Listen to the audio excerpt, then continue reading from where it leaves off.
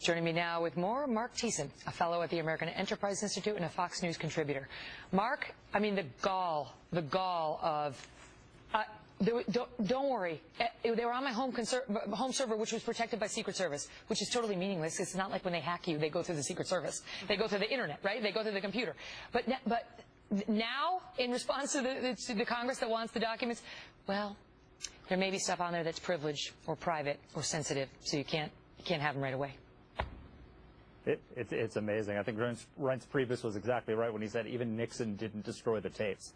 I mean, the brazenness of what she's done. I mean, think about it. Starting with having a private server for her official emails to begin with, first Secretary of State ever to do that. Then withholding the official emails for 2 years while there were congressional investigations and press FOIA requests from the media to search those emails and not even giving them to the State Department. Then destroying 30,000 of them unilaterally, deciding what was private and what wasn't, and then wiping the server clean. I mean, does this sound like the behavior of somebody who has nothing to hide?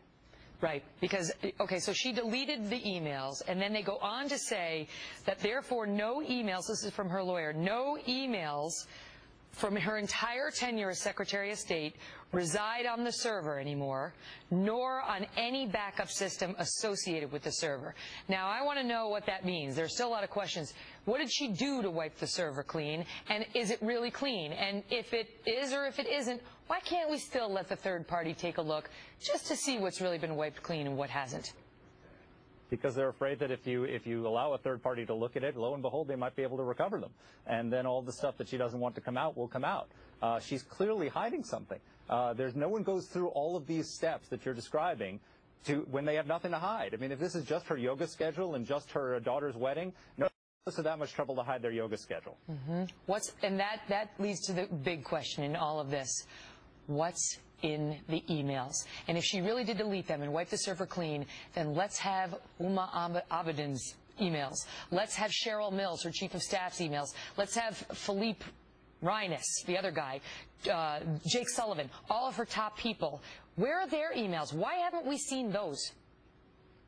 Yeah, we need all of those things. But what I really think is really interesting here is the nexus between the email scandal and the Clinton Foundation scandal. I think that's really what this might be about. Explain that. Is that the Washington Post reported that the Clinton Foundation took millions of dollars in contributions from foreign governments while she was Secretary of State, plus millions of dollars of contributions from crony corporations of foreign governments tied to those governments while she was Secretary of State, countries that had business in front of the State Department.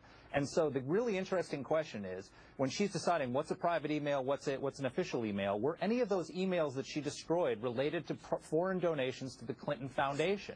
Because the interesting question is, could that establish a timeline between official decisions and donations that were accepted by the Clinton Foundation from foreign governments and crony corporations?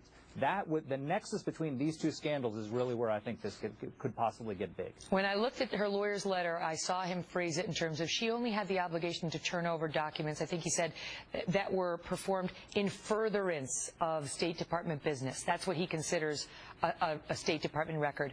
And you and I both know that Hillary Clinton sitting there looking at if she had any correspondence about the Clinton Foundation would say, well, that wasn't in furtherance. I mean, he defined it so narrowly in terms of what he thought they needed to produce.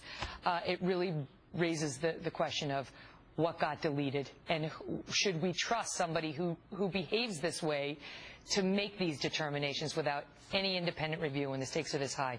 Mark, see you. Thanks, Megan. Up next, new warnings from